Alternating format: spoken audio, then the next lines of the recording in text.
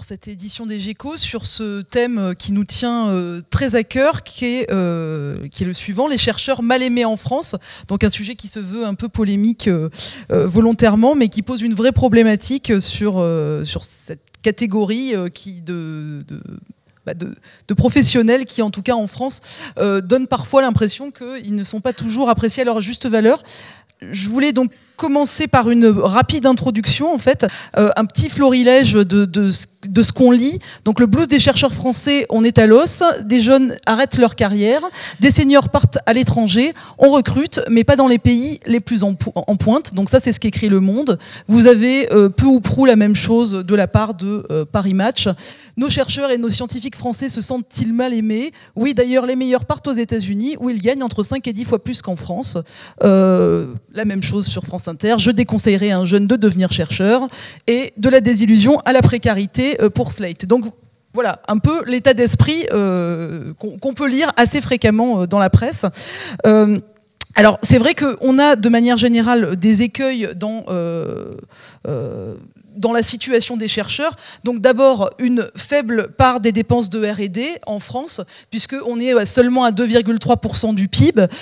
Donc on est devancé largement par les États-Unis ou le Japon, et même par d'autres pays de l'Union européenne, donc par exemple l'Allemagne, ou des pays scandinaves. Et si vous regardez les premières entreprises mondiales en matière de recherche et développement, vous vous rendez compte que la France n'a aucune entreprise parmi ces 20 premières entreprises mondiales. Il y a également une faiblesse des financements qui sont alloués aux chercheurs, qui est particulièrement notable. Donc on a en fait un manque d'agences publiques, d'institutions de mécénat, contrairement à ce qui peut se voir aux États-Unis. Et justement, par exemple, les 3 grandes agences américaines, elles dépensent un budget de 78 milliards d'euros pour la recherche en 2022 et seulement 11 milliards pour la France, pour l'ensemble des grands opérateurs de recherche. Donc c'est juste quelques chiffres pour vous montrer un peu l'ampleur du différentiel. On a la faiblesse de la rémunération des chercheurs, la rareté des postes ouverts au concours, donc on pourra revenir sur tous ces éléments avec nos différents intervenants. Et dans la recherche privée, on a aussi des dispositifs type crédit impôt recherche qui sont remis en question. On a la reconnaissance du diplôme de doctorat qui pose question. Alors, pour ne pas trop empiéter sur le temps de cette conférence, donc je vais d'abord vous présenter peut-être le déroulé, les différents intervenants, et on prendra donc la parole à tour de rôle, et ensuite ça sera la place pour le débat. Donc d'abord, je vais donner la parole donc à distance à Natacha Valla, donc qui est la directrice de l'école du management et de l'impact à Sciences Po, et qui pourra nous donner son point de vue en tant que chercheur et directrice donc justement de cette école de Sciences Po. Ensuite, moi, je reviendrai sur l'insertion professionnelle des jeunes docteurs, des jeunes chercheurs, en fait, pour essayer de voir quelques faits saillants dans leur insertion professionnelle à partir de l'obtention de leur thèse. Ensuite, je donnerai la parole à David Margolis, donc, qui est chercheur à l'École d'économie de Paris et qui nous parlera justement, entre autres, des dispositifs mis en place pour favoriser l'insertion des docteurs et qui pourra aussi nous faire part de son expérience d'officier de placement justement à PSE. Je donnerai ensuite la parole à ma collègue Christine Musselin, donc, qui est à Sciences Po et qui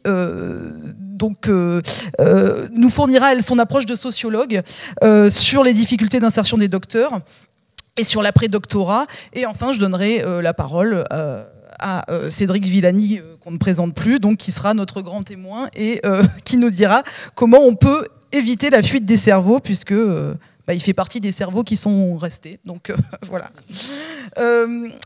Alors, je vais donc commencer par donner la parole à Natacha Valla à distance. Merci à tous de m'accueillir virtuellement. Je remercie particulièrement Céline Antonin qui a su réagir à ces spontané, un petit malheur médical qui m'immobilise à Paris.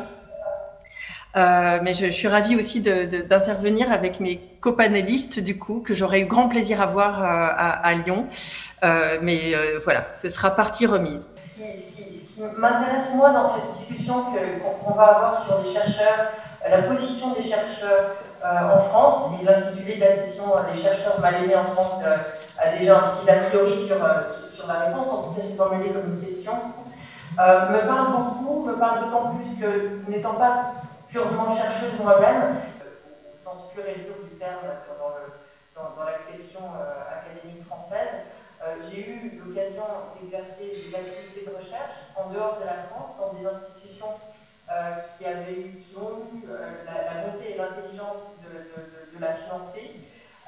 Et j'aimerais revenir du coup, mettre en perspective cette expérience-là avec l'expérience que j'ai actuellement comme doyenne à Sciences Po, responsable d'une école qui elle-même ne porte pas forcément en termes directs de la recherche, mais qui se doit d'être capable de capter de la recherche produite à l'intérieur de mon institution, de la recherche qui nous provient des centaines d'intervenants qui viennent en face de nos étudiants pour partager avec eux leur expérience professionnelle et leur expérience d'écriture d'articles scientifiques, et de porter ce vecteur-là et de tirer en fait une sorte d'analyse un peu globale de cette expérience précédente et de l'expérience actuelle que je fais du statut de chercheur en France.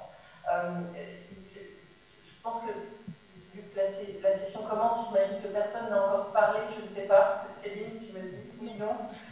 Non. Mais je pense que ce sera beaucoup mieux dit que pour moi. En tout cas, on a pour la recherche en France, je le vois au niveau de certains collègues qui ont immigré de façon assez définitive, des budgets publics qui sont sans doute un peu compliqués, de la mise à disposition de matériel, ce qu'on appellera en tant qu'économiste, de capital complémentaire pour fournir et pour poursuivre des activités de recherche qui sont souvent pas à la hauteur et des procédures qui sont souvent assez longues. Donc effectivement, de ce point de vue-là, du point de vue des ressources et du point de vue budgétaire, on a identifié, je peux le dire pour les sciences sociales et pour les sciences économiques, mais je pense que c'est assez similaire dans d'autres champs de recherche, une difficulté sur ce point. Il y a des discussions importantes auxquelles j'ai pu participer dans différentes commissions de préparation, que ce soit des préparations de programmes à l'usage des politiques pour le soutien justement à l'enseignement supérieur et à la recherche, des solutions qui ont été proposées, qui n'ont jamais vraiment été mises en œuvre, pour trouver des ressources supplémentaires, pour financer cette recherche et pour attirer et retenir les jeunes étudiants qui ont vocation à devenir chercheurs. Donc ça, c'est un premier point. Je pense qu'il y a une problématique au niveau de l'université en France et au niveau des écoles de façon générale pour cet environnement-là. Ce qui est un petit peu paradoxal aussi, parce que, et c'est mon deuxième point, on a aujourd'hui l'apparence d'une réalité qui est dans son déroulement historique et qui consiste à dire, on voit d'un côté que la France est encore capable de produire de la qualité intellectuelle de très très haut niveau, c'est-à-dire que sur le marché du travail international, nos ingénieurs, nos scientifiques se vendent très bien parce qu'ils ont une valeur qui les différencie de leur pairs au niveau des autres pays. On voit cependant aussi, et ça en tant qu'économiste, je regarde ça de près, le classement de la France, je ne vous apprendrai rien pour ça, qui se détériore quand on regarde les classements internationaux au niveau des études PISA, par exemple, de l'OCDE, dans tout ce qui est littératie et numératie. Donc on peut imaginer, quand on croise ce fait-là, qui est relativement récent à l'échelle de l'histoire de l'éducation, quand on croise ce fait-là et qu'on le projette sur les 15-20 prochaines années, on peut se dire, mince, on met des facteurs dans le modèle qui vont nous faire ressortir avec un possible amortissement de la qualité des jeunes qui pourraient être en mesure de faire de la recherche. Donc on est à un point, je pense, un petit peu de bifurcation, où on a identifié des difficultés tangibles dans le financement public de la recherche, avec l'identification aussi de solutions qu'il faudrait mettre en œuvre. Et là, j'aimerais beaucoup avoir le retour de Cédric, puisque lui a une expérience de première main sur les discussions parlementaires sur la question. Et puis, dans le deuxième point sur la question de la bifurcation, c'est que jusqu'à maintenant, on était capable de produire de la matière grise. Est-ce qu'on est encore capable de la produire aujourd'hui? Je vais vous épargner l'exemple anecdotique de mon fils qui est au CM1 et qui commence à peine à apprendre la division, et mon autre fils qui est en 6e en Angleterre et qui fait déjà de la théorie des ensembles. Cela dit, ça me perturbe beaucoup puisque je suis quand même encore très attachée à l'école publique française et ça me fait mal de voir le manuel de 6e en Angleterre et le manuel de 6e avec les programmes français. Je lance ça en termes peut-être un peu de provocation, mais de provocation à la réflexion pour montrer que cette problématique de la recherche et de la place des chercheurs, elle part sans doute de là. Alors, c'était la première partie de mon propos, et la deuxième partie, c'est la question des chercheurs, de la place des chercheurs dans la cité. Alors là, on a évidemment un excellent exemple autour de la table, puisque Cédric avec son expérience à l'Assemblée, est un exemple vivant de la pertinence de cet aspect-là, au cœur même de la vie politique et des processus de décision politique. J'ai plus en tête, en complément de ça, la façon dont on doit être capable de s'emparer d'eux et de diffuser le savoir scientifique auprès des populations, auprès des élites, auprès de toutes les parties prenantes. Et ça a été pour moi un combat assez permanent. Alors un combat pas forcément, mais je trouve qu'on sait que les États-Unis ont particulièrement été efficaces pour développer le système de think tank, c'est-à-dire ces intermédiaires, ces corps intermédiaires qui sont capables d'agir comme diffuseurs de la recherche. Donc, la diffusion de la recherche, on sait que dans le cadre du processus industriel, elle se fait sur le secteur industriel, on le suit assez bien. En revanche, par rapport à l'opinion publique et par rapport à la place de la science,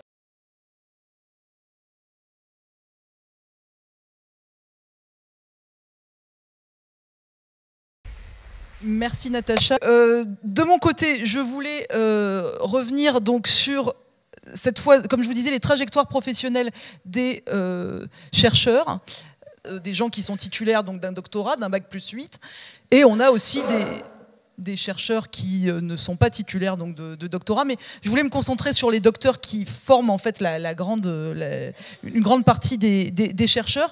Vous verrez voilà, que le taux de chômage des docteurs en France, il est sensiblement plus élevé que le taux de chômage des docteurs dans d'autres pays. Alors vous voyez que parmi les 4 grands pays de l'Union européenne, il n'y a que l'Espagne qui fait pire que nous en fait, puisqu'on est à 3,6% donc pour le taux de chômage. Donc en Allemagne, ils font mieux, en Italie aussi.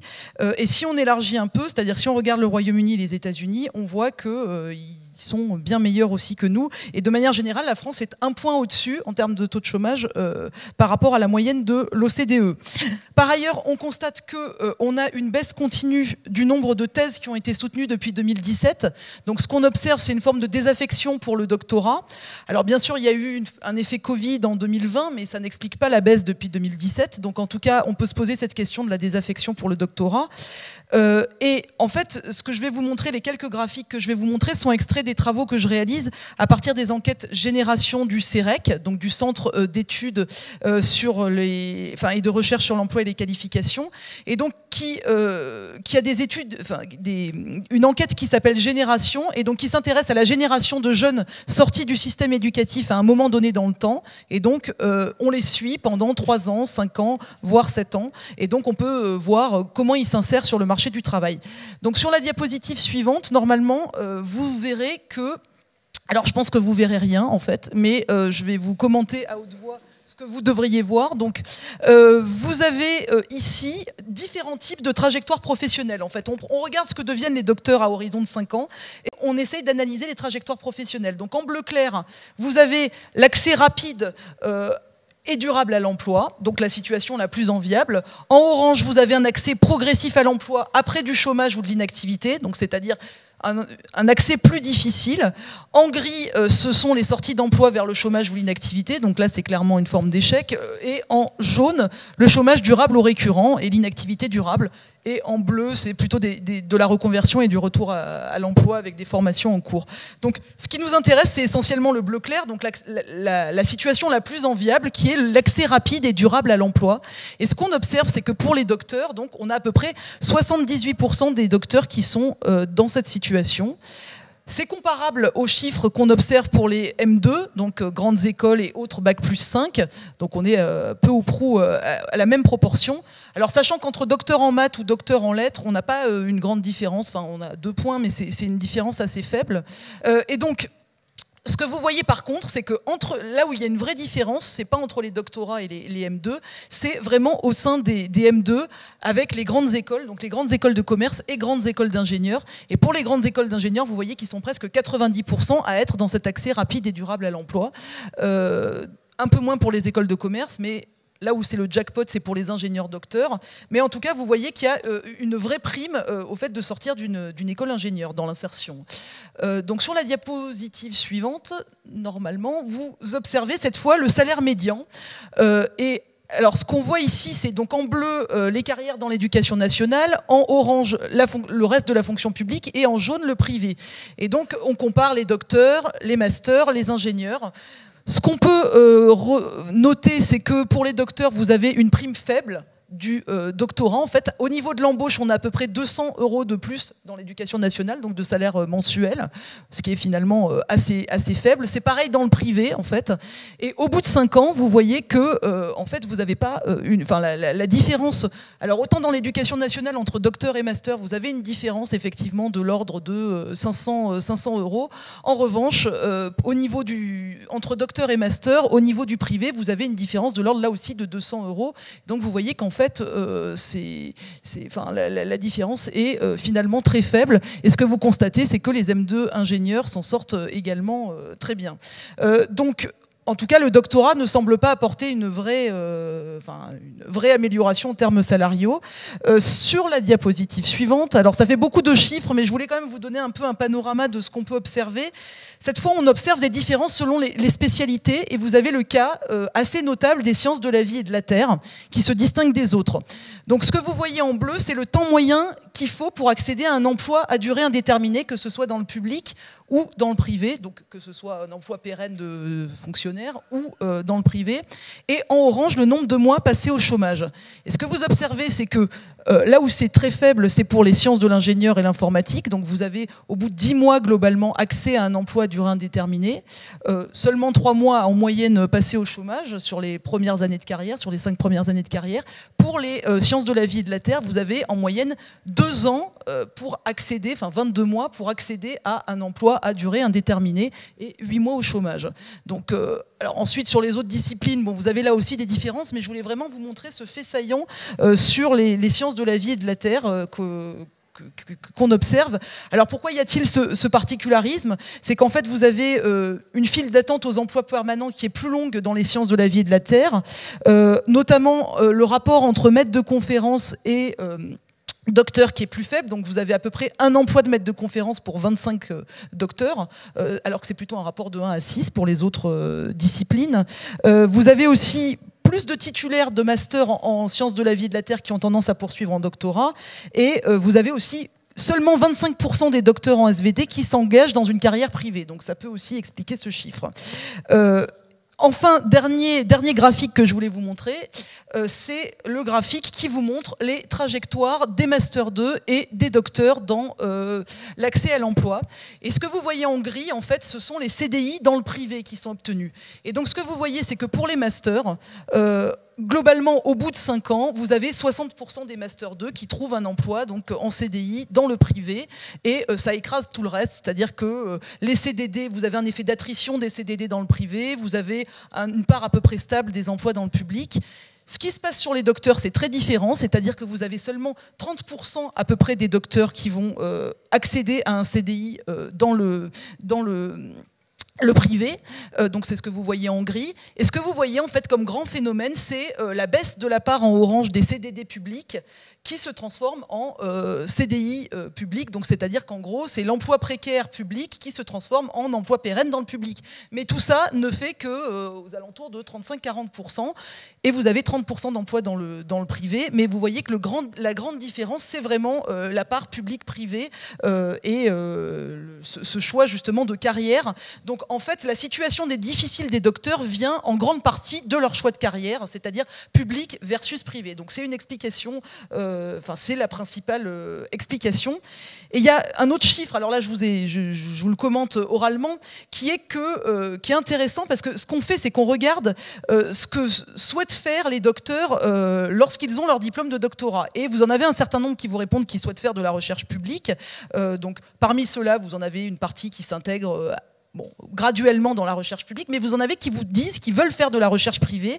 Et ce qu'on observe, c'est qu'au bout de 5 ans, il y en a en fait 25% qui arrivent à avoir effectivement un CDI dans le privé en tant que chercheurs, mais vous en avez en fait plus d'un tiers qui, eux, ont des emplois en CDI, mais pas de chercheurs. Donc, c'est-à-dire qu'ils travaillent dans le privé, mais ils n'arrivent pas à accéder à l'emploi de chercheurs auquel ils aspirent. Donc, ce qui montre qu'il y a quand même un vrai... Enfin, pour moi, le vrai problème d'insertion des docteurs vient beaucoup de leur insertion dans le secteur privé et donc de la faiblesse de la reconnaissance justement du diplôme de doctorat dans le secteur privé. Donc je voulais vous partager avec vous quelques pistes qui me semblent importantes pour essayer justement de favoriser l'emploi des docteurs dans le privé. Déjà, on peut partir du constat que les entreprises de R&D ont tendance à privilégier les profils ingénieurs. Donc un travail que je fais avec un autre de mes collègues qui s'appelle Pierre Courtiou consiste justement à regarder est-ce que il y a une sorte de filière, c'est-à-dire est-ce que les entreprises qui ont des ingénieurs tendent à ne recruter que des ingénieurs, c'est ce qu'on observe. Donc on a vraiment cette tendance dans 2 tiers des entreprises qui font de la R&D, il n'y a que des ingénieurs. Enfin, entre la moitié et 2 tiers des entreprises ne recrutent donc que des ingénieurs. Donc vous avez une place finalement assez marginale des docteurs. Donc la première chose, ça serait améliorer la reconnaissance du diplôme de doctorat donc par les entreprises privées. Alors ça passe par le fait de développer des thèses qui sont sans doute liées au monde de l'entreprise. Par exemple, les financements par les entreprises, type thèse CIFRE, donc qui existent déjà mais qui pourraient sans doute être étendues. Il y a la question de la reconnaissance du doctorat aussi au sein des conventions collectives. Là, c'est des problèmes salariaux qui se posent, notamment dans les grilles salariales. Alors, il y a déjà des efforts qui ont été faits au début des années 2000, en 2006, en 2013. L'expérience professionnelle du doctorant est reconnue, mais pas encore de façon contraignante. Donc, ça pourrait être là aussi une piste. Et après, il y a enfin la question du crédit impôt recherche, qui est sans doute insuffisamment ciblé. Et ça aussi, peut-être que si on ciblait davantage le crédit impôt recherche vers des entreprises de taille moyenne, voire des plus petites entreprises, puisque actuellement le crédit impôt recherche, il va essentiellement aux grandes entreprises, en fait, qui n'en ont pas forcément besoin et qui, pour certaines, bénéficient d'un effet d'aubaine. Donc peut-être que le fait d'avoir un crédit impôt recherche plus ciblé vers des plus petites entreprises permettrait de recruter aussi plus de docteurs et notamment des jeunes pousses, des startups, ça aurait un impact. Voilà les quelques idées que je voulais partager avec vous et on aura l'occasion sans doute d'y revenir au sein de la discussion. Sans plus attendre, je passe la parole à mon collègue David Margolis, donc, qui est directeur de recherche au CNRS et professeur à l'École d'économie de Paris. La parole. Merci Céline. Donc, elle a fait un très très bon boulot pour dresser le terrain par rapport à ce que je vais dire dans mes quelques minutes. Donc, j'aimerais commencer par un petit constat que nous avons eu dans un papier qu'on a publié récemment avec Luis Miotti dans la revue économique l'année dernière, où on a étudié la question de l'insertion des jeunes docteurs sur le marché, et notamment relativement aux ingénieurs, qui est quelque chose que Céline avait souligné. Pour cette étude, je vais d'abord vous présenter. On a travaillé sur les mêmes données que Céline, c'est-à-dire les données génération de CEREC. On a travaillé sur le vague de 2004, donc c'est un peu vieux, mais l'avantage de cette vague-là, c'est que c'est une vague où vous pouvez non seulement voir le diplôme que les personnes ont eu à la fin de leurs études, mais aussi le parcours qu'ils ont eu pour y arriver à ce diplôme. Et en particulier, on peut identifier 4 cas de figure. On peut identifier les personnes qui ont eu un diplôme d'ingénieur et puis qui se sont arrêtées là et sont allées chercher un emploi. On peut voir les gens qui ont eu leur diplôme d'ingénieur, ils ont poursuivi avec une thèse.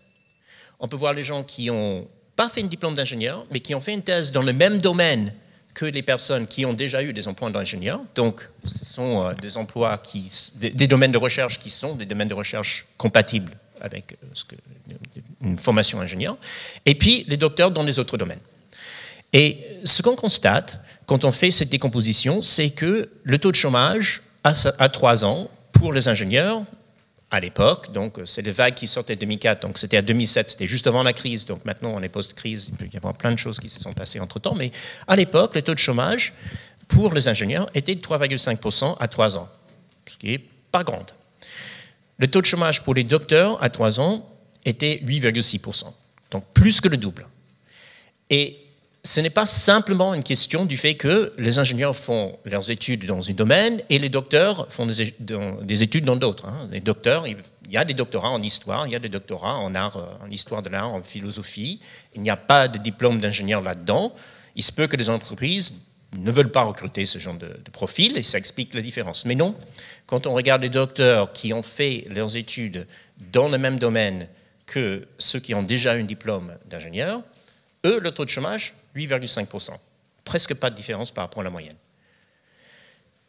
Bon, d'accord. Il se peut que les diplômes d'ingénieur, c'est un aspect signal. Le fait que vous avez fait une école d'ingénieur, ça veut dire que vous avez passé un concours pour y entrer. Ce signal vaut quelque chose pour le marché. Et le marché valorise ce signal. Mais le fait que vous avez eu un diplôme de doctorat après votre diplôme d'ingénieur, vous avez en principe tout le capital humain de votre diplôme d'ingénieur, plus le capital humain de votre doctorat. Donc en principe, vous êtes plus fourni en capital humain, vous devrez avoir plus de valeur pour les entreprises. Eh bien non, le taux de chômage est de 6,5%. C'est quasiment le double du taux de chômage pour les ingénieurs. Alors pourquoi les docteurs, même les docteurs qui ont déjà un diplôme d'ingénieur en poche, prennent plus de temps pour trouver un emploi stable? Et donc c'était ça l'objectif de l'étude. Et on a mis en avant 4 hypothèses, 4 catégories d'hypothèses. Pourquoi derrière cette différence de vitesse d'insertion des docteurs par rapport aux ingénieurs? Le premier, c'est d'abord qui sont différentes. Les personnes qui suivent un diplôme d'ingénieur et puis qui s'arrêtent sont juste différentes des docteurs.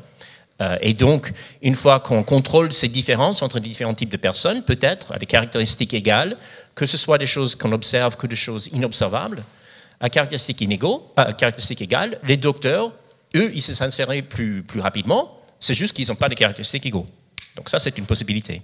Deuxième possibilité, c'est ces questions de choix de spécialisation. Donc les gens qui optent pour le diplôme d'ingénieur, ils ont une préférence pour certains domaines, plutôt les domaines scientifiques, ou liés à les maths, ou ce qu'on appelle des STEM en anglais. Des gens qui font des doctorats dans d'autres domaines, ils ne sont peut-être pas intéressés par les mêmes genres de choses que ceux qui sont intéressés par les diplômes d'ingénieur. Et le marché, manque de peau, préfère les personnes qui sont intéressées dans ce domaine-là et ce type de capital humain. Donc ça, c'est une deuxième explication. Troisième explication, c'est le simple fait de faire un diplôme de doctorat qui change le type de boulot que vous cherchez. Donc, il se peut que quand vous sortez d'un diplôme d'ingénieur, vous êtes ouvert à tout. Vous cherchez un poste dans le privé, vous cherchez un poste dans le public, pas de problème, vous êtes prêt à travailler là où vous voulez. Vous passez dans un laboratoire de recherche, vous passez des années à faire des recherches sur un certain domaine, vous allez au fond, et à la sortie de cela, vous vous dites, moi, je veux un poste où je peux faire de la recherche dans le public, idéalement en tant que professeur ou directeur de recherche ou chargé de recherche au CNRS. Et parce que vous vous restreignez votre domaine de recherche à ce type de poste, alors que les ingénieurs, ils cherchent plus largement, c'est ça qui explique les différences. C'est que vous n'êtes pas ouvert au même type de poste que les autres. Et enfin, quatrième possibilité, c'est ce peu que les postes dans le privé et le poste dans le public, un docteur serait ouvert à trouver un poste, à accepter un poste dans le privé, mais comme le poste dans le public en tant que directeur de recherche ou chargé de recherche ou maître de conférence, ils sont quand même pas mal moins contraignants. On peut choisir le sujet sur lequel on fait ses recherches. On a plus de temps libre, on peut organiser son temps comme on veut, alors que dans le secteur privé, on a beaucoup plus, c'est l'employeur qui dicte sur quoi vous allez travailler. Ça se paye. Donc, il faut qu'il y ait un écart salarial qui compense cette différence de bien-être, si vous voulez, que le chercheur aurait à prendre un poste dans le privé. Et il se peut que les offres d'emploi qui sont offertes aux docteurs dans le secteur privé ne sont pas suffisamment intéressantes pour les inciter à les prendre. Donc, ce que nous avons fait dans notre papier, nous avons exploré tous ces 4 chemins et toutes ces 4 explications, et il se trouve que, en effet, dans les faits, tous les 4 trouvent des justifications empiriques. Donc on trouve des résultats significatifs en faveur de chacune de ces explications, que ce soit les explications d'hétérogénéité des profils, que ce soit les différences de spécialité, que ce soit la recherche ciblée, ou que ce soit ce qu'on appelle un salaire de réserve trop élevé, c'est-à-dire un salaire nécessaire pour qu'on soit prêt à accepter ce type d'emploi. Bon, avec ces 4e explication de salaire de réserve plus élevé, on va venir à un des points que soulignait Céline, c'est-à-dire comment l'État peut rendre ces emplois plus intéressants. Bon, il existe quelque chose qui s'appelle les dispositifs jeunes docteurs. J'ai fait une autre étude avec Louis auparavant pour le ministère de l'Emploi et supérieur de recherche qui étudiait ces dispositifs jeunes docteurs. Et ce que c'est les dispositifs jeunes docteurs? C'est une subvention salariale pour les entreprises qui embauchent des docteurs dans le cadre de crédit impôt recherche. Donc, j'imagine que vous n'êtes pas tous experts de fonctionnement de crédit impôt recherche. Donc, je vous fais un petit descriptif de comment ça marche. Quand ça a commencé en 1999, une entreprise qui embauchait un jeune docteur, pour la définition, c'est quelqu'un sur le premier CDI après la sortie de la thèse. Okay? Donc, si j'embauche un jeune docteur, j'avais le droit d'inclure dans l'assiette de mon crédit impôt recherche 100% de frais de personnel dédiés au recrutement de mon jeune chercheur. Okay? Et je mets ça dans mon assiette, et j'ai un crédit d'impôt sur une partie de ce montant. Bon, une chose qu'il faut savoir pour le crédit d'impôt recherche, c'est que ce n'était pas le montant dans l'assiette qui comptait. C'était seulement si mes dépenses de recherche avaient monté depuis l'année dernière, et si c'était le cas, c'est sur les différences que je pourrais avoir le crédit. C'est pas grand-chose. En plus, ce n'est pas le salaire, c'est juste les dépenses que j'ai faites pour recruter ce jeune chercheur. Donc, ce n'était pas une grande incitation à recruter des docteurs. En 2006, ils ont reformé ça. En 2006, ils ont dit, bon d'accord, on va vous mettre dans l'assiette le salaire de chercheur, et non pas juste les frais de recrutement. Et on va mettre le salaire de chercheur pendant un an entier à 200% de leur valeur. Alors ça, c'est bien, parce qu'à l'époque, vous avez droit à 50% de ce qui était mis dans l'assiette, pourvu que vous ne dépassez pas le seuil, donc ça couvre l'intégralité du salaire de docteur pendant un an. Mais seulement si vos dépenses en recherche avaient monté depuis l'année dernière. Cet aspect crédit en accroissement n'avait pas disparu. En 2008, ils ont changé encore une fois et ils ont mis en place 200% du salaire de chercheur pendant 2 ans, 200% de frais de recrutement que vous pouvez faire entrer dans l'assiette, et l'assiette est basculée sur le montant de dépenses et non pas l'accroissement. Et là, ça devient vraiment intéressant, parce que là, peu importe si vos dépenses ont monté ou descendu, vous avez, là, ils ont changé le taux, a été baissé de 30% au lieu de 50%, mais vous avez 30% de 2 ans, de 200% du salaire de docteur. Donc, c'est gratuit pour vous d'embaucher un docteur pendant un an sur un CDI.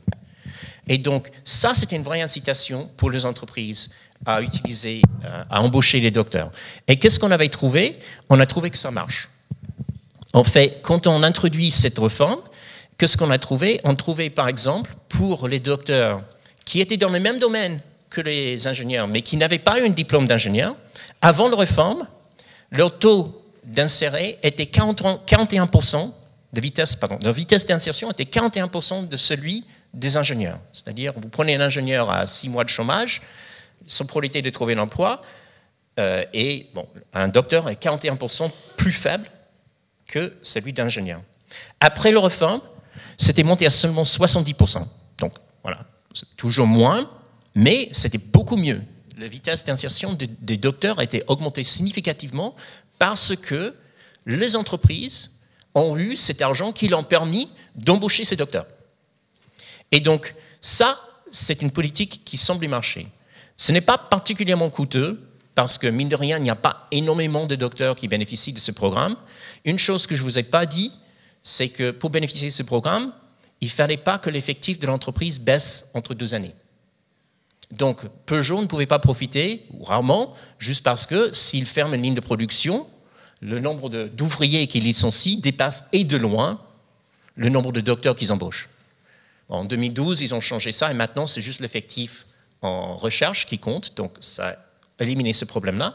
Donc, ça ouvre la possibilité que ce dispositif devient un vrai mécanisme qui peut aider les jeunes docteurs à s'insérer. Il y en a d'autres qu'on pourrait réfléchir quand on prend en compte les autres explications, mais je ne vais pas m'attarder là-dessus parce que je suis déjà...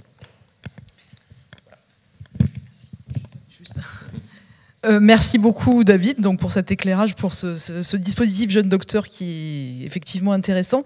Je vais donner maintenant la parole à Christine Musselin, donc, qui est directrice de recherche CNRS au Centre de sociologie des organisations à Sciences Po, et donc qui va nous fournir son avis éclairé de sociologue.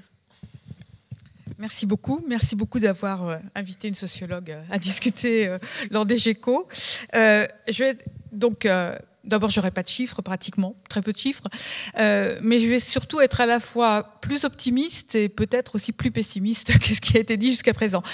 Plus optimiste au sens où, oui, c'est vrai qu'en France, le doctorat n'est pas reconnu. Il n'est pas reconnu ni dans le public ni dans le privé. Je parle là des entreprises publiques ou de l'administration publique. Oui, les universitaires en France ont du mal à être reconnus. Il suffit de regarder la composition des gouvernements. Ou bien, je pense qu'à l'Assemblée nationale, il ne doit pas y avoir beaucoup de docteurs. Je n'ai jamais regardé. Il ne doit pas y en avoir beaucoup. Ni même d'universitaires. Je pense qu'il y en a relativement peu. Et puis oui, probablement, il y a une fuite des cerveaux. Je dis probablement parce qu'il n'y a pas d'études en fait véritablement sérieuses sur le sujet. Chacun connaît quelqu'un qui est parti, etc. Mais ou bien dans certaines disciplines, il y a des études qui ont été menées, mais de manière générale, on n'a pas. Enfin moi, en tous les cas, j'ai pas connaissance de travaux qui permettent de le montrer. Puis j'ai encore regardé récemment. Quand on regarde les maîtres de conférences qui ont été recrutés en 2021 à l'université, 40% d'entre eux venaient d'obtenir leur qualification. Parce que vous savez que pour se présenter sur un poste de maître de conférence en France, il faut d'abord être qualifié par une instance nationale qui s'appelle le CNU. Et 40%, donc des gens qui ont été recrutés en 2021, venaient d'être qualifiés. Alors, l'étude ne dit pas si c'était une première qualification ou une deuxième qualification, mais en général, enfin voilà, souvent on est comme plus proche de la première qualification, ce qui veut dire qu'en France, on rentre encore dans des proportions pas négligeables assez tôt sur des postes de maître de conférence et assez rapidement. Donc ça, c'était pour le côté optimiste. Mon côté plus pessimiste, ça va être de dire, mais alors si on regarde ce qui se passe à l'étranger, est-ce que la situation est meilleure ? Je dirais qu'actuellement, la situation, elle est quand même mauvaise partout. C'est-à-dire que rentrer dans la vie universitaire, et je veux m'intéresser moi qu'à la vie universitaire parce que c'est sur cet aspect-là que j'ai travaillé, c'est difficile dans tous les pays. Alors, je vais prendre que les pays occidentaux pour rester non seulement modeste, parce que c'est très difficile de connaître tous les pays, mais aussi pour rester sur des terres un peu plus connues. Donc, la situation, elle est difficile partout. Et moi, quand on me dit « mais t'es doctorante, t'as qu'à les placer à l'étranger », je leur dis « mais je vais leur donner quoi à l'étranger ? Je vais leur donner un poste de postdoc, un poste... voilà. Donc, la situation, elle n'est pas si merveilleuse que ça ailleurs. Bien sûr, si on regarde les salaires, et là aussi, on a tous connaissance de gens qui sont partis à l'étranger comme postdoc. On s'aperçoit que les salaires sont meilleurs.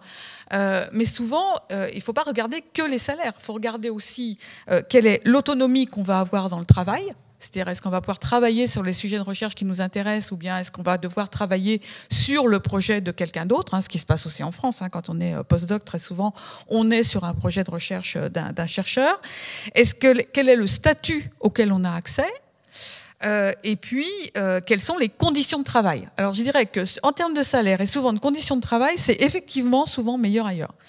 En termes de statut et d'autonomie, c'est pas sûr. Et ce qui m'amène à dire ça, c'est que quand on travaille sur les systèmes de gestion des carrières universitaires, on peut, je dirais, les classer en 3 grandes catégories. En tous les cas, c'est ce qu'on avait écrit avec mon collègue Jürgen Enders dans un rapport qu'on avait fait pour l'OCDE. 3 grandes catégories, donc 3 idéotypes, si vous voulez.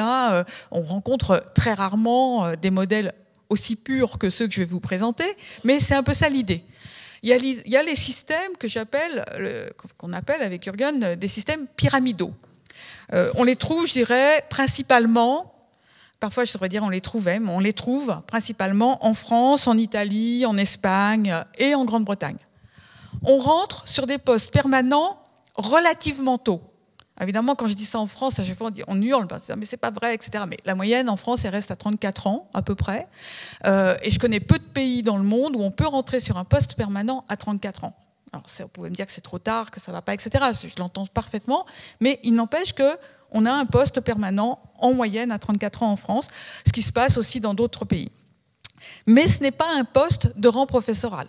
C'est un poste de maître de conférence en France ou de chargé de recherche si on est dans un organisme de recherche. Ou bien, si je prends le cas de la Grande-Bretagne, ça va être un poste de lecturer qui va devenir un poste de reader et qui un jour deviendra peut-être un poste de professeur. C'est ça que j'entends par système pyramidal, c'est qu'il y a plusieurs catégories de permanents. Et il y a des catégories non professorales et des catégories qui sont de rang professoral. Et on n'est pas sûr de passer de la catégorie non professorale à la catégorie professorale. C'est pour ça aussi que je parle de pyramide, hein, puisqu'il y a moins de postes de professeur que de postes de maître de conf, et on peut faire toute sa carrière comme maître de conf, de même qu'on peut faire sa carrière en Grande-Bretagne toute sa vie comme reader ou comme lecturer, sans jamais passer professeur. Et dans ce cas-là, je dirais qu'on a une distinction donc, entre le professoral et le non-professoral. Ça ne veut pas dire nécessairement un lien hiérarchique. Les maîtres de conférences, alors c'est moins vrai en sciences que dans d'autres disciplines, mais ne sont pas dépendants des professeurs, au sens où normalement ce n'est pas les professeurs qui leur disent ce sur quoi ils doivent travailler, mais ils n'ont pas exactement les mêmes activités, pas exactement les mêmes obligations, pas exactement les mêmes possibilités. Et donc on est sur un modèle qui est pyramidal, comme je le disais, et où le moyen de progresser d'une catégorie à une autre est le plus souvent, pas toujours, mais le plus souvent, basé sur le concours. C'est-à-dire qu'il faut à nouveau se mettre en compétition avec un certain nombre de personnes pour obtenir une promotion ou pour pouvoir passer de maître de conférence à professeur. Ça, c'est un modèle qu'on trouve donc, dans un certain nombre de pays en Europe. Le deuxième modèle qu'on trouve, c'est ce qu'on a appelé le modèle du survivant. Il n'y a pas de trajectoire bien définie entre le doctorat et le poste de professeur. Et ce sont des modèles qu'on trouve principalement dans les pays du Nord, en Autriche et en Allemagne, en Suisse. Et les postes permanents sont presque uniquement dans ces pays-là les postes de professeur. Donc tant qu'on n'est pas professeur, on n'a pas un poste de permanent. Et ces postes de permanents, de professeurs, on les obtient relativement tard. En Allemagne, malgré tous les systèmes qui sont mis en place depuis, et dont je parlerai peut-être un petit peu plus tard, ça reste autour de 42 ans pour avoir un poste de professeur. Bien sûr, avec des grandes différences entre les disciplines. Hein. C'était pareil en France pour les chiffres moyens que j'ai donnés. Il faut, entre-temps, donc entre le doctorat et le professorat, passer sur des postes temporaires, où on se retrouve en général dépendant d'un professeur, puisque en général on est rattaché à un professeur, et où on va donc attendre d'avoir, alors en Allemagne, si je prends le cas de l'Allemagne parce que c'est plus simple, on va attendre d'avoir passé son Habilitation, ce qui est l'équivalent d'une habilitation en France, une sorte de deuxième thèse. Et puis même quand on a ça, on n'est pas sûr d'avoir un poste de prof. Donc en Allemagne, j'ai regardé, alors oui, je crois que c'est dans les 6000 encore, il y a encore 6000 Dozenten, des gens qui sont habilités mais sans poste à l'université. Il faudrait que je revérifie mon chiffre, je suis désolée, j'aurais dû le marquer pour pas l'oublier. Ce modèle-là, c'est un modèle qui est assez difficile. Alors ils ont mis en place des tas de systèmes pour essayer, et ça c'est vrai en Allemagne, en Autriche, en Suisse, et aussi de plus en plus dans les pays nordiques, pour essayer de compenser ce trou entre le doctorat et créer, si vous voulez, des espèces de filières. Donc en Allemagne, ça s'appelle les Junior Professoren, qui sont des postes de 2 fois 3 ans qui permettent, à l'issue de ces 3 ans, de se présenter sur un poste de professeur. Mais dans un premier temps, il était interdit de se présenter sur un poste de professeur dans l'université où on avait été junior professeur. Hein, donc c'était pas quelque chose, c'était une filière qui permet a priori plus facilement d'obtenir ensuite un poste de prof parce qu'on était distingué et qu'en plus quand on est junior professeur, on est autonome dans son travail, on ne dépend pas d'un professeur. Mais c'était dans un premier temps, c'était comme ça. Et puis le troisième modèle, c'est le modèle américain, c'est le modèle de la tenure track, qui est en train de se développer très fortement dans le monde et très fortement en Europe. Alors, il y a certains pays qui ont pratiquement basculé complètement dans ce système-là, je pense aux Pays-Bas. Il y a des pays où certains établissements ont choisi de basculer dans ce système-là, c'est la Grande-Bretagne, mais ce n'est pas vrai pour tous les établissements britanniques. Certains restent sur le modèle lecturer, reader, professeur que je décrivais précédemment. Il y a des pays, alors là je pense à la Finlande, je pense à la France bien sûr, à l'Allemagne aussi, où on a décidé de créer des postes en tenure track à côté du modèle traditionnel. Donc on va avoir en Allemagne à la fois les wissenschaftliche Mitarbeiter, qui sont ceux qui dépendent beaucoup des profs, des junior professoren, qui sont indépendants et qui ont des contrats de 2 fois 3 ans, et des postes en tenure track qui ont été créés depuis 2016. Et puis en France, on a des postes de maître de conférence, on a des postes de chargé de recherche, et depuis 2 ans, on a des chaires de professeurs juniors. En Finlande, c'est la même chose, on a juxtaposition de plusieurs modèles. Là, on est sur le modèle donc, de la tenure track à l'américaine, alors avec des variations d'un pays à l'autre, mais je le reprends vraiment le modèle pur américain. Dans ce cas-là, on commence par un poste temporaire, mais c'est un poste temporaire qui est avec beaucoup de valeur. C'est-à-dire qu'on va offrir des salaires intéressants, à ces gens qui sont en tenure track. On va leur donner des conditions de travail, des budgets pour pouvoir faire leur travail de recherche. On va aussi créer des bonnes conditions de travail pour qu'ils puissent justement continuer leur recherche. Et surtout, ce qui est très intéressant par rapport au modèle pyramidal ou par rapport au modèle du survivant, ils sont autonomes et ils sont considérés comme équivalents aux autres professeurs. Alors, je suis sociologue, donc moi je m'intéresse aux relations de pouvoir. Donc, bien évidemment, quand vous êtes assistant prof en tenure track, vous dépendez de vos collègues qui vont un jour devoir décider de votre tenure. Donc, il y a bien une relation de pouvoir, je dirais, entre ceux qui ont la tenure et les gens qui sont en tenure track. Mais un assistant prof, il est d'abord, d'ailleurs, c'est compris dans le terme, c'est un professeur comme les autres. Il peut diriger des thèses, par exemple. Il peut avoir des contrats de recherche. Donc, il est considéré, de mon point de vue, et je l'avais étudié quand j'ai travaillé sur le marché du travail académique, on est dans une relation beaucoup plus horizontale que dans le système du survivant ou dans le système pyramidal dans ce cas-là. Et puis, on est aussi sur des modalités de progression dans la carrière qui sont très différents, parce que c'est vrai qu'on rentre sur concours. Il y a un poste pour beaucoup de candidats quand il y a des postes en tenure track. Enfin, en tous les cas aux États-Unis, j'ai pas l'impression que c'était le cas en France. Mais ça, on verra ça dans quelques années quand on aura des chiffres. Donc beaucoup de compétition pour avoir un poste en tenure track, mais quand on passe les différentes étapes de la tenure, on se retrouve d'abord confronté à soi-même, c'est-à-dire est-ce qu'on a satisfait les exigences, et c'est sur la base de cette satisfaction des exigences qu'on va pouvoir obtenir la tenure ou pas. Donc c'est un système qui est en train de se généraliser.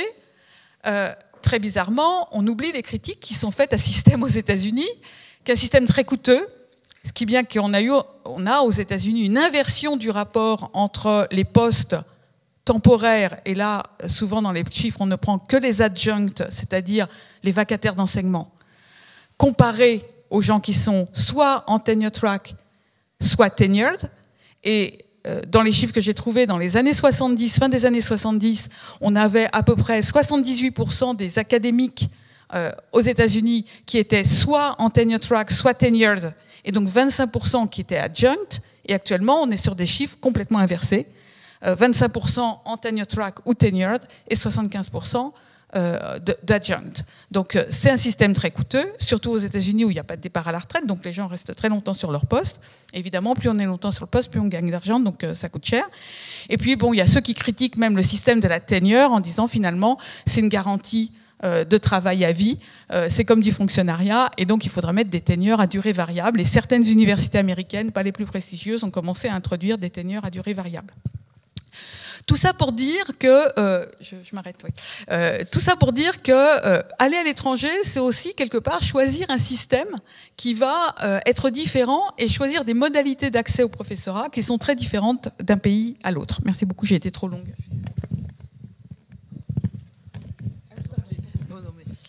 Merci beaucoup Christine. C'est vrai que l'exercice dans une durée très limitée est pas facile. Donc maintenant je vais enfin donner la parole à Cédric Villani, donc qui est professeur de mathématiques à l'université Claude Bernard Lyon 1 et à l'Institut des hautes études scientifiques à Bure-sur-Yvette, et aussi lauréat de la médaille Fields, et qui a une vie antérieure aussi en politique. Donc je vais lui laisser nous expliquer tout ça. Merci beaucoup. On m'entend bien? Allez, en avant sur cette question de recherche mal aimée en France ou pas, et sur cette question de flux de cerveau, fuite de cerveau.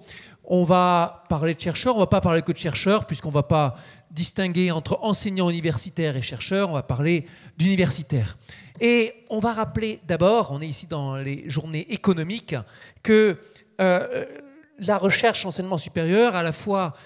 Donc, ce sont des activités de recherche qui peuvent avoir des traductions en termes de société, en termes économiques, en termes d'innovation, en termes de ce que vous voulez. Ce sont aussi des transmissions de savoir et de savoir-faire au sein d'un territoire. Ça participe à l'attractivité des étudiants, ça participe au rayonnement de tel ou tel territoire. Et ça participe à la production de richesses et de valeurs en soi. Je ne parle pas seulement de richesses économiques, mais aussi de richesses en termes de savoir.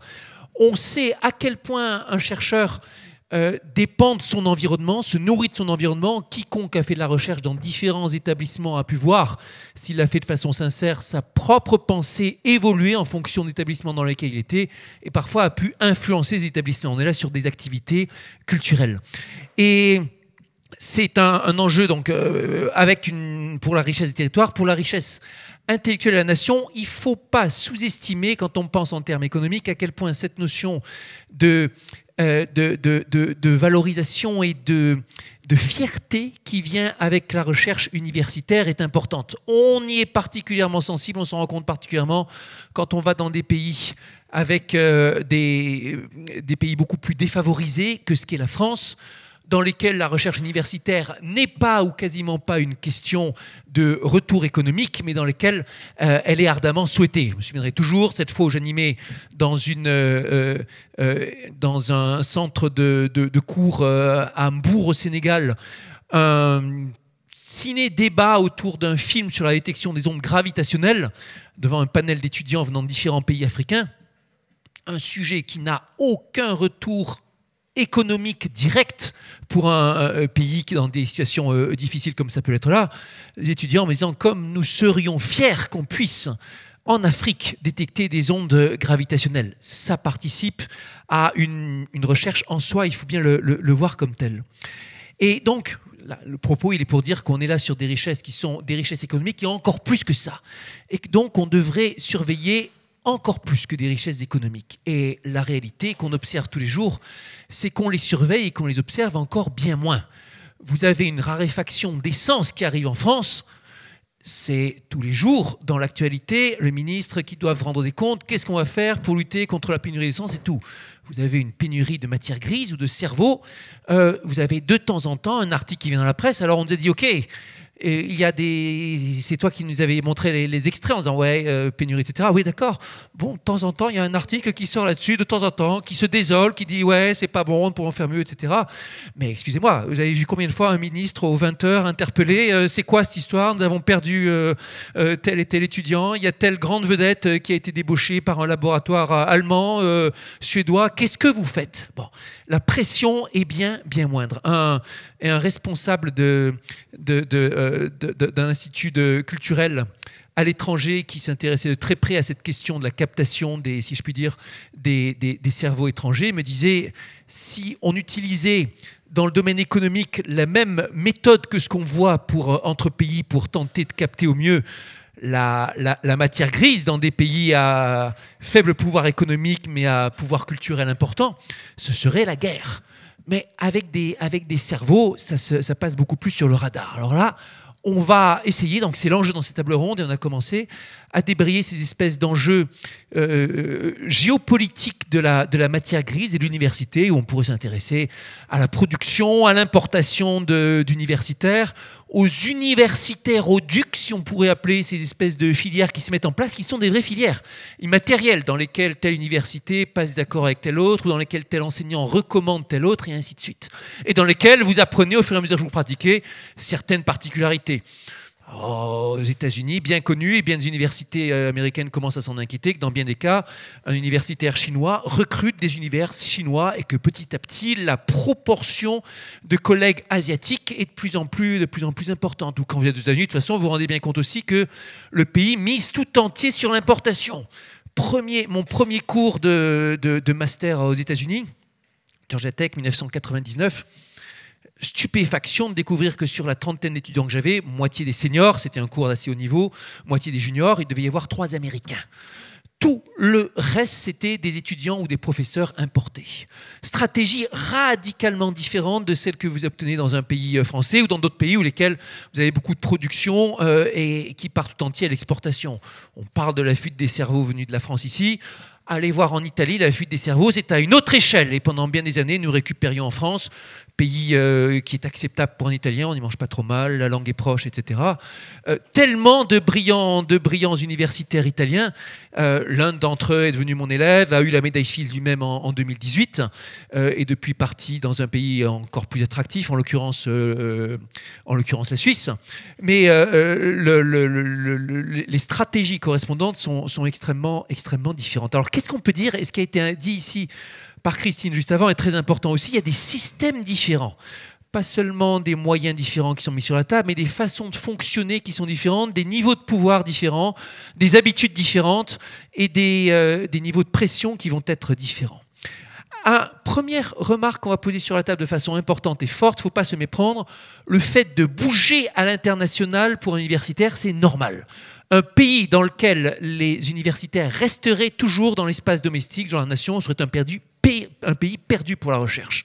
Il n'y a pas aujourd'hui d'école de recherche internationale qui fonctionne entièrement entre les barrières d'une nation. Forcément, une partie du parcours se fait à l'étranger, partie importante. La question de savoir si le flux va aussi dans l'autre sens.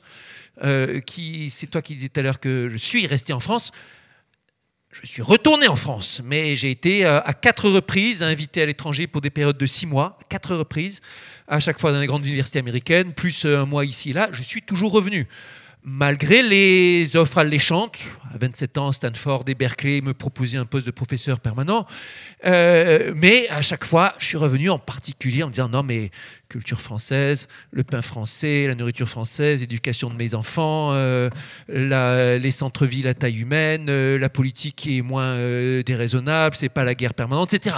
Et cette notion de cadre de vie, très importante pour les Français, comme pour bien d'autres chercheurs français, a fait que je suis revenu. Mais je suis quand même parti avant. Et donc, une vraie question, c'est instaurer ces flux sains de part et d'autre. Deuxième point sur lequel je voudrais insister, c'est celui que je viens d'évoquer, et travailler dessus. Pendant longtemps, la France a été relativement protégée de la fuite des cerveaux par l'importance du cadre de vie et la fierté que pouvaient avoir les chercheurs français, les universitaires français, à travailler en France. Et c'est nettement moins le cas aujourd'hui dans certaines disciplines qui étaient très protégées. Mathématiques étaient très protégées. Mathématiques aujourd'hui beaucoup moins protégées, en particulier par le phénomène de la concurrence de tous les métiers du secteur du numérique et du secteur privé numérique et du principe des antennes à l'étranger.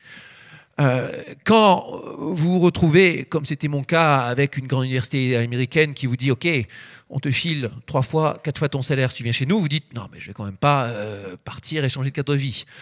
Quand une grande entreprise américaine vous dit « On te paye 5 fois ton salaire et tu restes à Paris », parce qu'on a notre centre qui est ici à Paris, c'est beaucoup plus difficile de rester. C'est ça qui se passe aujourd'hui dans les grands centres de recherche de grandes entreprises comme le laboratoire intelligence artificielle de Google ou celui de Facebook ou celui que vous voulez, des entreprises où en plus vous faites de la recherche qui est à niveau international et où même quand vous êtes du même niveau que ce qui se fait ailleurs dans le monde, vous savez qu'il y aura 10 fois plus de journalistes à votre conférence de presse et qu'on parlera 10 fois plus de vous parce qu'il y a tout le soft power qui va avec.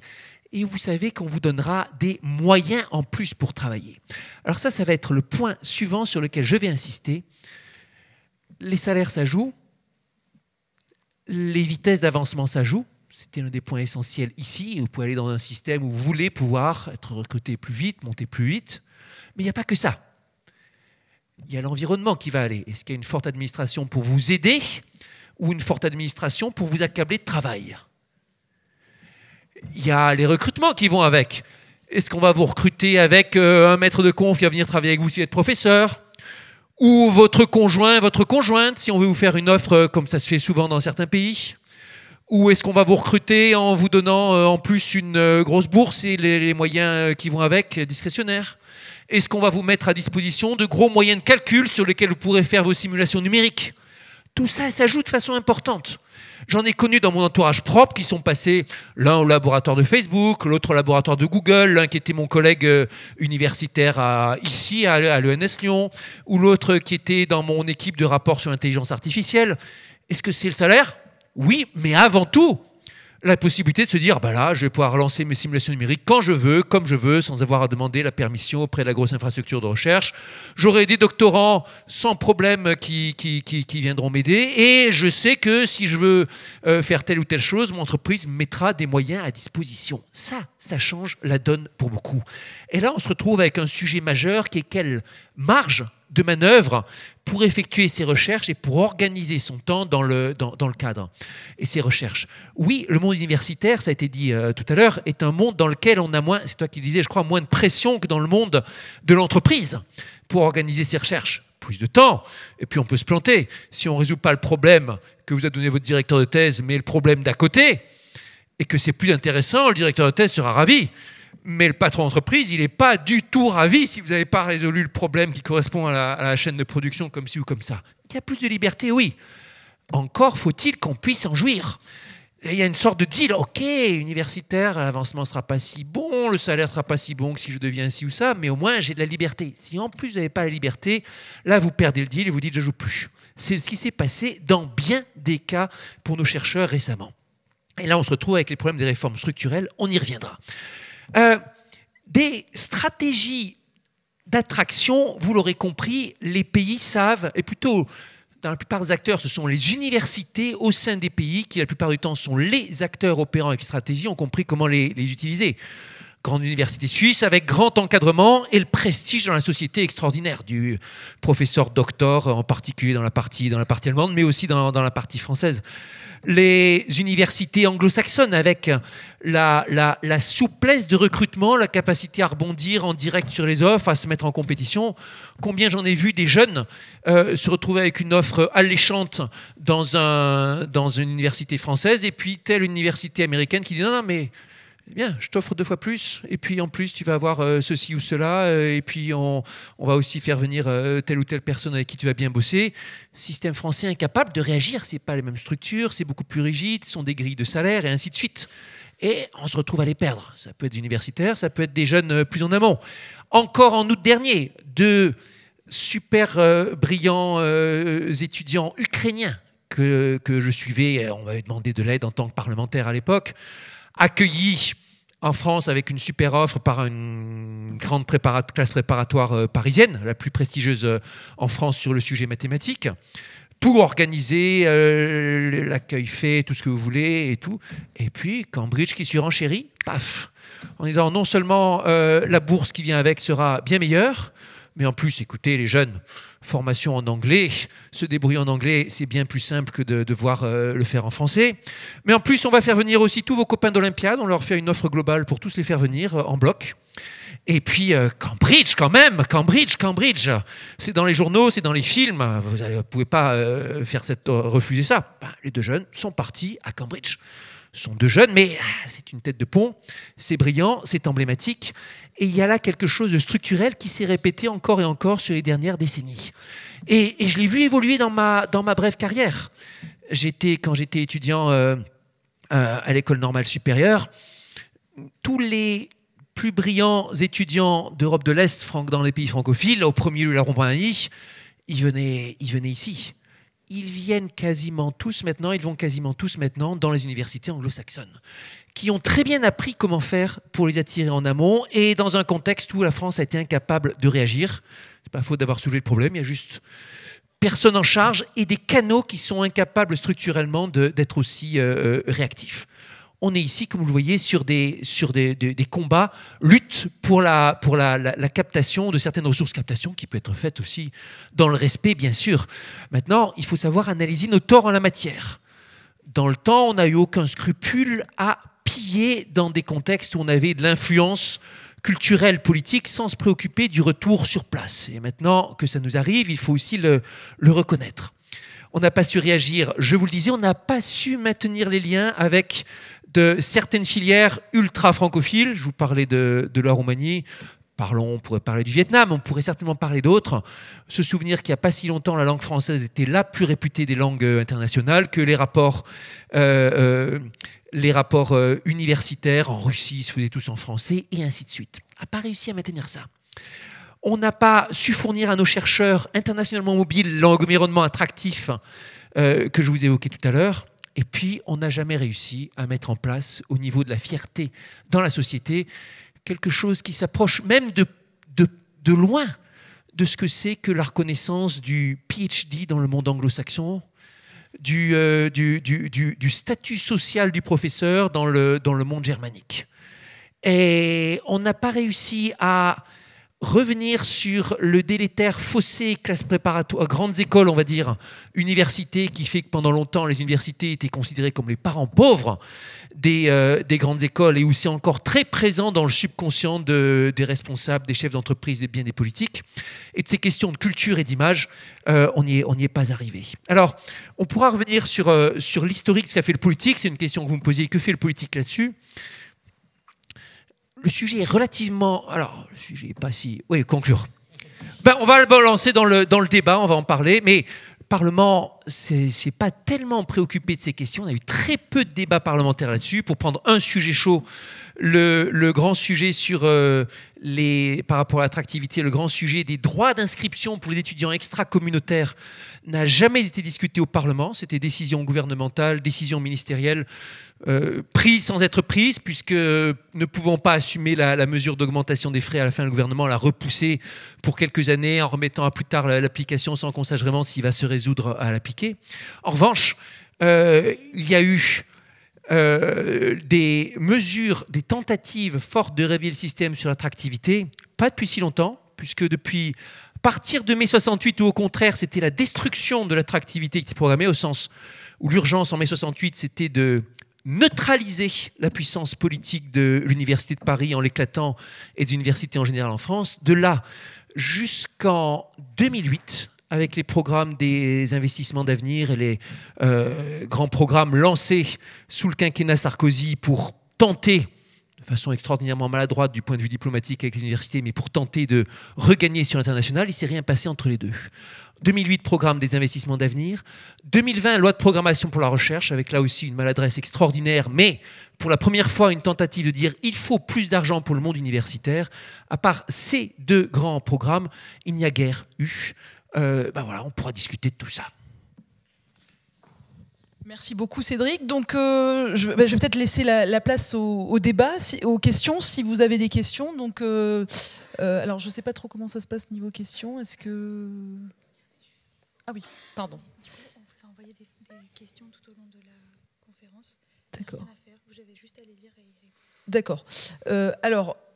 je vais peut-être commencer par la dernière, peut-être parce qu'elle s'adresse à mon avis directement à Cédric Villani. Pourquoi l'éducation nationale a-t-elle négligé l'enseignement des mathématiques ces dernières années? Donc je pense que... Négligé, je ne sais pas ce qu'on entend par là. D'abord, c'est le sujet qui a toujours été le plus chaud, le plus électrique, le plus polémique, celui dont les enseignants sans doute étaient le plus mal aimés dans la conscience collective, celui sur lequel les parents étaient les plus inquiets, celui qui engendre le plus d'angoisse chez les jeunes Français. Et bref, une situation bien compliquée. Négligé, je dirais pas ça, mais il est vrai que les horaires ont diminué globalement dans le système depuis des décennies, que le niveau de nos petits élèves, comparativement à d'autres dans le monde, a baissé sans discontinuer depuis 1990, qui était en gros le sommet, et que on se retrouve aujourd'hui avec des symptômes considérables qui sont des enseignants et en particulier des professeurs des écoles très mal formés et très mal à l'aise en mathématiques. Et d'une façon qu'on ne peut toujours pas s'expliquer, le pays a vécu dans une sorte d'illusion collective selon laquelle des enseignants eux-mêmes mal à l'aise en mathématiques pourraient former nos jeunes en mathématiques. C'est très étrange après tout, mais c'était pourtant ça, de façon implicite. En deux, une pénurie de profs de maths qui est de loin le mal le plus grave qui frappe en ce moment l'enseignement mathématique en France. C'est plus grave que les questions des programmes, c'est plus grave que la question des horaires. Et il sera impossible d'y remédier sans une revalorisation qui passe aussi par les salaires, mais pas que, par le regard de la société, par les filières d'accompagnement, par tout ce que vous voulez. Et l'ennui étant que plus il y a de polémiques et moins les gouvernements arrivent à donner confiance dans leur capacité à dépasser la polémique, et moins ça attire, on va dire, les jeunes enseignants. Merci beaucoup. Alors, je vous pose une autre question donc à tous. Alors, donc un monsieur nous écrit qu'il est entrepreneur, qui nous a entendu parler de manque de postes, et que ce qui l'intéresserait, ce serait d'entendre comment on peut intégrer la recherche au sein des PME, TPE qui n'ont pas les moyens de créer un poste à temps plein de chercheur. Donc voilà, donc non, la chose le plus directe, c'est le crédit impôt recherche. Donc le crédit impôt recherche, c'est destiné à permettre défalquer des dépenses qui sont faites par les entreprises pour les fins de la recherche. Donc je vous ai parlé des dispositifs Jeunes Docteurs qui favorisent l'insertion des docteurs, de personnes avec des doctorats sur leur premier CDI, mais ce n'est pas les seuls dépenses salariales pour les chercheurs que les entreprises ont doit déduire dans le cadre de crédit impôt recherche. Donc le crédit impôt recherche, il prend en compte toutes les dépenses salariales et de fonctionnement pour les activités de recherche dans les entreprises, des PME comme des plus grosses entreprises. Ils entrent tous dans l'assiette pour les crédits. La seule grosse différence, c'est que ça rentre pour 100% et non pas 200% par rapport aux jeunes docteurs. Ça, c'est une grande différence. Mais pour les PME, ils peuvent toujours profiter de crédit impôt recherche. Ça, c'est une première chose. Deuxième chose, c'est de travailler avec des laboratoires de recherche. Donc, travailler avec des laboratoires de recherche dans le secteur public ou ailleurs, c'est une manière d'introduire les sujets qui sont intéressants, d'avoir l'avantage de cerveaux qui travaillent là-dessus. On peut accueillir des jeunes docteurs dans le cadre de thèses CIFRE chez soi, et puis travailler directement sur un problème de recherche qui s'intéresse. Mais ça, ce n'est pas quelque chose de pérenne, c'est pendant la durée d'une thèse, mais on peut renouveler, on peut en faire plusieurs CIFRE à la suite sur des sujets voisins. On peut signer des conventions avec des laboratoires autour de certains thèmes de recherche dans lesquels on met en place une collaboration plus régulière. C'est plus difficile pour les PME que pour les plus grosses entreprises, mais ce genre de choses, ça existe. Et je vais peut-être, donc je suis tout à fait d'accord avec ce que vient de dire David, et je vais peut-être ajouter un mot sur les travaux qu'on mène donc avec mon co-auteur. C'est que c'est vrai qu'on se rend compte que beaucoup d'entreprises en fait externalisent une partie de leur recherche, en fait, qu'elles soient d'ailleurs grandes ou plus petites, externalisent donc une partie de leur processus de recherche auprès des centres de recherche publics, auprès de l'université, etc. Et d'ailleurs, il y a les jeunes entreprises innovantes, il y a vraiment des pôles de compétitivité qui se sont aussi créés et dans lesquels on observe qu'il y a un vrai écosystème, alors qui est sans doute encore insuffisant par rapport à ce qu'on peut observer ailleurs. Enfin, on n'est pas forcément encore à l'échelle de la Silicon Valley, mais enfin, en tout cas, il y a ce genre de choses qui existent. Donc, c'est un moyen de valoriser effectivement la recherche au sein des PME ou TPE. Alors, je vais peut-être je vais mettre deux petites remarques à ça, sur ce que je suis d'accord avec tout ce qui a été dit. Sur la question du doublement du CIR, à un moment, il y avait la distinction public versus privé qui a été ajournée, en fait, et qui a été remplacée par une construction extraordinairement tortueuse. En fait, la vraie distinction telle qu'on devrait la faire, je ne m'explique toujours pas que ça n'avait pas été fait, c'est entre intensif en recherche et peu intensif en recherche. On ne peut pas distinguer entre petites et grandes entreprises, c'est discriminatoire du point de vue fiscal. Mais par rapport à l'intensité en recherche, il y a un point commun entre la PME et l'entreprise publique comme une université, on va dire, c'est que le budget de recherche par rapport au budget total est important, tandis que dans une grande entreprise, le budget de recherche, il est petit. On regardait les chiffres il n'y a pas longtemps dans le secteur du BTP pour un rapport de l'OPEC, c'est absolument ridicule parce qu'on vous rapportez la recherche à tous les entreprises. Donc, intensif en recherche, ça devrait être ça le bon critère. Deuxième remarque, oui, les partenariats, l'externalisation, même quand ce n'est pas l'embauche par une entreprise, peut être extrêmement fructueux.